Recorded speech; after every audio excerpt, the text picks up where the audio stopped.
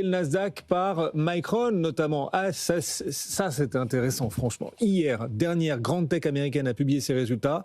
Alors, c'est pas la plus chère des techs américaines, c'est même l'une des moins chères. Du coup, le potentiel de réaction à la hausse était peut-être un peu plus important que sur les autres grandes tech US. Eh ben, Micron gagne 15% après cette publication. Est-ce qu'il y a de quoi se dire que c'est la fin du chemin de croix pour la tech US, d'après vous, John? Déjà, le premier mot auquel je suis en train de penser, Guillaume, c'est enfin une boîte de la tech qui a un lien avec l'intelligence artificielle. Progresse, on n'avait pas vu ça depuis longtemps. Vous vous souvenez, chaque fois qu'il y avait des bonnes nouvelles, eh bien, on avait des réactions en baisse. Ben là, pas du tout.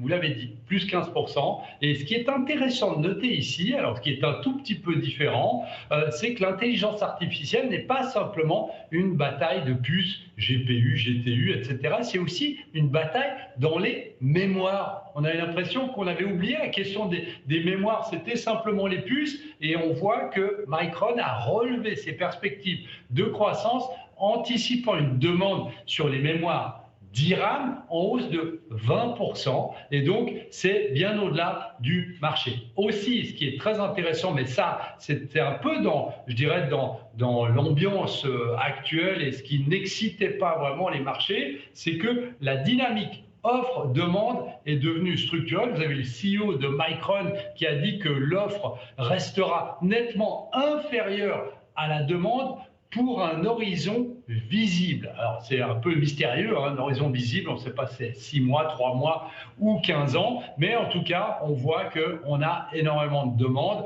On a aussi Micron qui s'attend à une croissance des unités serveurs dans la fourchette la plus élevée de ce qui était attendu. Donc globalement, c'est une très très bonne nouvelle, mais on a évidemment cette question qu'on est obligé de se poser, Guillaume, c'est de savoir combien de temps durera ce déficit de capacité et de savoir évidemment les investissements, à quel moment est-ce qu'il va y avoir un retour sur investissement. C'est vraiment la question qu'on se pose ces derniers temps et c'est pour ça que les valeurs liées à l'intelligence artificielle ont tellement souffert. Oui, effectivement. En tout cas, aujourd'hui, Micron gagne 15%. Ça fait du bien de voir une belle hausse là sur cette tech américaine qui enchaînait plutôt les belles baisses depuis quelques jours.